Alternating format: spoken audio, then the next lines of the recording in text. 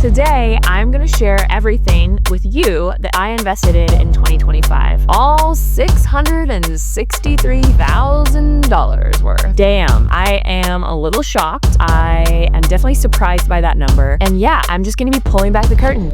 Welcome to Money Musings, a podcast that breaks down money, investing, and wealth with zero BS and unapologetic irreverence.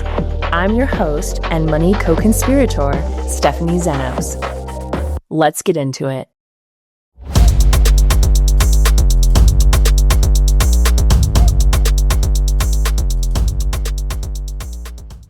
"2025 is over, and it is a great time to take stock, no pun intended, of all of the moves that you have made this year. I know personally, at the end of the year, I like to look at all the money I spent, all the money I made, and all the things that I invested in. And of course, part two is to make plans for the upcoming year. When people first meet me, I always get the question, Steph, how the heck did you get into investing? But after they know me for a while, that question changes into, okay, Steph, so I know you're an advocate for long-term Warren Buffett style investing. I know you advocate for people getting started early, building a diversified foundation of index funds, but what do you actually invest in? And I love that question. And I'm just like, you know what, girl, buckle up, because this is going to be a really fun episode for me. Today, I'm going to share everything with you that I invested in 2025. All $663,000 worth. Damn, I am a little shocked. I am definitely surprised by that number.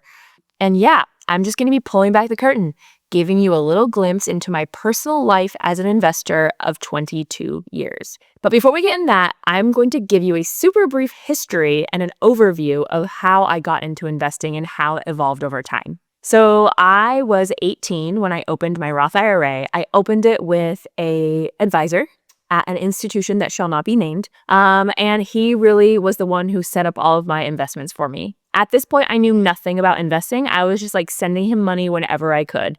$50, sent it to him, right? Slowly by slowly, building up my tiny little baby Roth IRA. By age 20, I had a job. I got a job at NASA's Jet Propulsion Lab, and I had a 401k. And I remember I had to choose the funds for my 401k. And it was the first time where I was like, I don't know how to choose, right? And so I went down a rabbit hole, learned enough to be dangerous so that I could choose my own funds inside of my 401k. And then at that point, I was like, wait, your girl knows how to choose her own funds now. Like, why am I paying my advisor to do this for me? So I fired my advisor. I rolled over my Roth IRA to be self-managed, and I started managing that too. At 21, I opened my first brokerage account. I had all this money lying around, and I had been saving money for a long time at this point. And I had the cutest little iPod Shuffle, and I thought it was the coolest thing. And so I thought, I'm going to buy Apple stock. And that was the very first thing that I bought that was an individual company. Then at 25, I hustled to get a job at SpaceX. I remember I was at a party and this guy was like scaling a palm tree. He was the director of structures, and he was like, dude, you've got to get a job here. We're about to go public. And I was like, ooh, a company that's private, it's about to go public. That's how I'm going to make my millions, right? And so I tried so hard to get a job there. I finally got a job there. The first year I was at SpaceX, when my stock vested, the first chunk, I took out a personal loan at 13% interest so I could buy my first vested stocks. At 27, I hired an advisor that specialized in stock picking, as I was now very interested in choosing individual companies. He basically built me out a huge portfolio, but around 28, I noticed that I was basically telling him what to do. I had started to learn about it. I got really interested, and I started being like, can we buy more of this? I think we should sell that. And so by 29, I fired my advisor and went all in on learning to invest in individual companies myself. At 30, I moved abroad and I had a sabbatical. I bought a piece of land with my dad and started investing heavily in individual stocks. From 30 to 35, I slowly transitioned into a 100% individual stock portfolio. And then the last 5 years, from 35 to 40, I started investing in private companies, private equity funds, and more things that are generally a little bit more advanced. So that's kind of a brief overview of my investing history. So let's get back to 2025. Holy shit, I invested $663,000 this year. That is a lot more than usual. Some of this was brand new money, right? A good amount of it. And some of it was actually changes to my investing methodology. So would have sold some things and bought some things with that money. To be honest, like my investing methodology hasn't changed that much in a while. So I kind of build a consistent foundation of investments that I want to have for a long, long time. Like I am not buying and selling. I am not day trading. I do not believe in that shit. And then in addition to my solid foundation of investments, I kind of go unicorn hunting, which is a term that I think came from Financial Samurai, but I'm not sure. And that's where you go looking for an investment that could potentially 10 or 20x, and you put a little money in it, and maybe you lose it all, but maybe you get 20, 30x, maybe more. This year, though, things really changed. Maybe it's because I'm 40, or maybe it's because of some spider senses that, went through the roof this year. But for the first time in my investing life, I started thinking about hedges instead of just unicorns.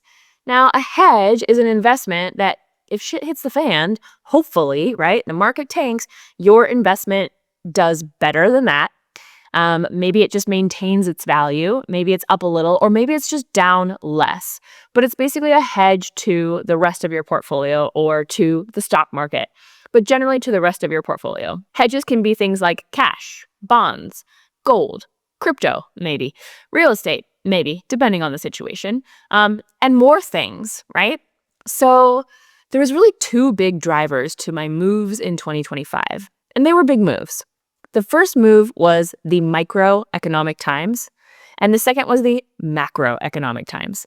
So on the microeconomic times scale, right, the market is at an all-time high. It's been at an all-time high multiple times this year. We have what feels like maximum uncertainty.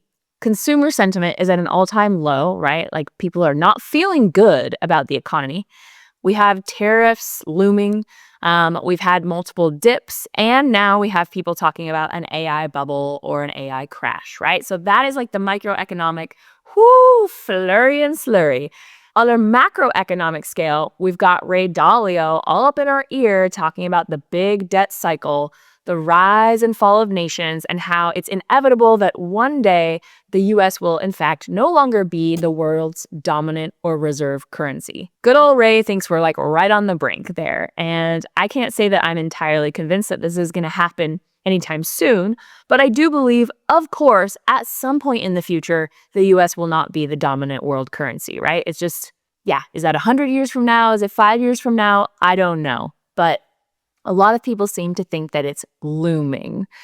But the point is, I changed the way I invested for kind of the first time in 22 years. I introduced a lot of new things, and I'm going to run through that list with you. But before I give you that list, I want to say that this is simply for your edutainment. I am no way suggesting that you should be investing in these things. And I want to acknowledge that this might be way beyond the scope of your interest or appropriateness for your situation. But I love when people who are ahead of me or have things that I want share transparently about the way that they got there and what they're doing.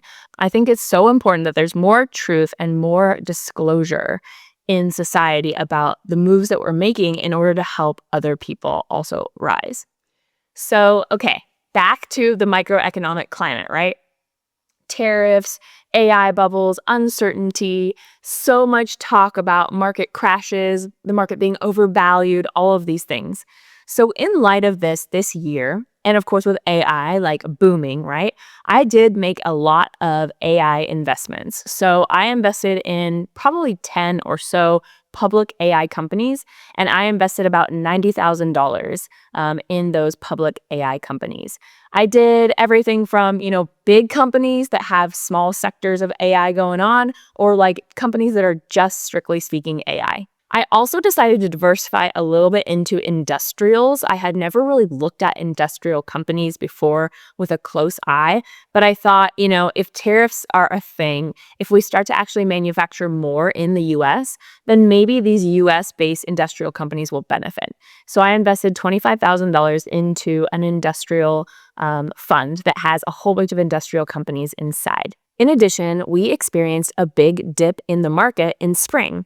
And around that time, I purchased about $100,000 worth more of the US stock market and a couple of my favorite companies that were down for that dip. So that wasn't a new investing methodology. That was just investing more of things that I already had been investing in when there was that dip in the spring. All right, now let's look at the macro, right? The big macro is that, oh my gosh, the US has all-time high debt.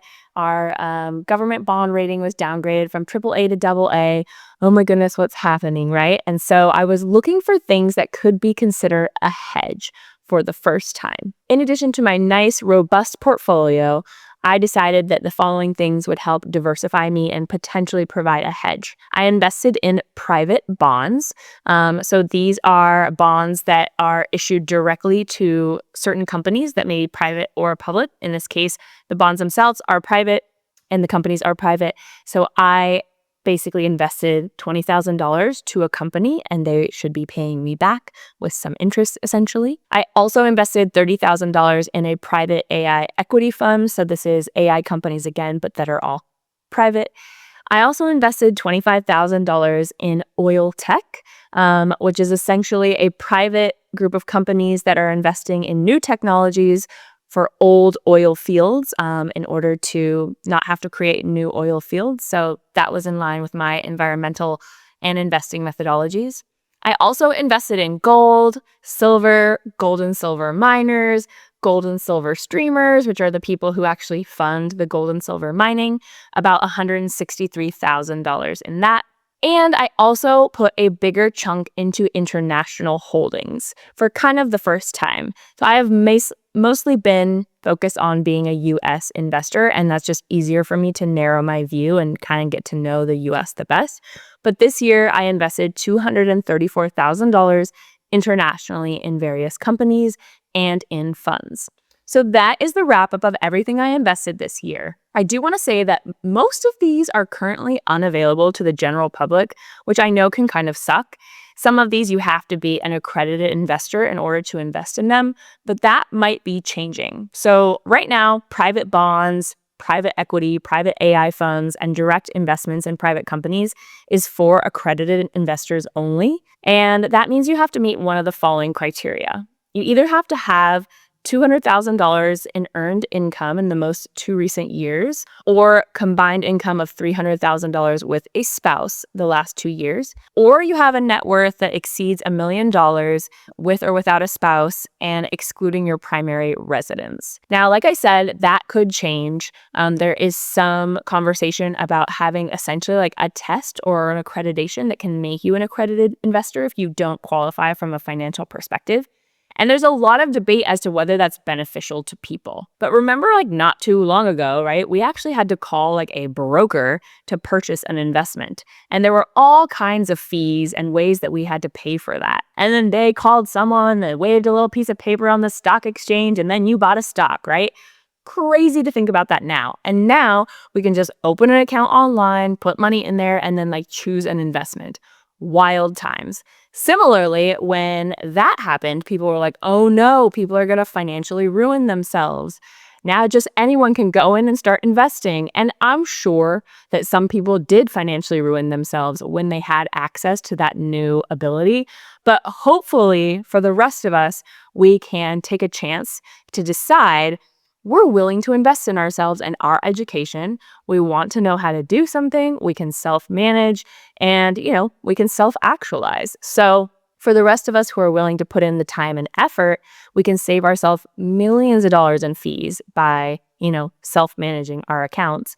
And now maybe in the future, we will have access to investments that were previously only for accredited investors as well. So that right there is kind of the focus, honestly, of what Money Muse has been about for years, right? About giving access to people who have a desire to learn more and have the desire to take things on for themselves so that can understand their money. They can invest in education, and that will give them choice, freedom, and confidence, and honestly change their lives in ways they cannot even imagine. If you've been waiting for a sign to invest in your financial education, this might be it. This might be the sign. So I just encourage you to ask yourself whether any of this interests you, whether you feel like a little spark of inspiration to, go out and learn some more to increase your capability and your wisdom and knowledge around personal finance? And if so, well, I encourage you to chase that down. All right, everyone, I'll see you in the next episode. Thanks for listening. Thanks for allowing me to be part of your money journey. If you heard something that made you think in a new way or expanded your views about money today, please be sure to like, subscribe, and leave me a cute little note in the form of a review. See you next time. As always, a quick but important reminder that everything I share here is solely for the purpose of your entertainment, education, and inspiration. Nothing in this podcast should be taken as personal financial, legal, or investment advice. Everyone's financial situation is wildly different, and that's why it's so important that you do your own research and decide what's right for you.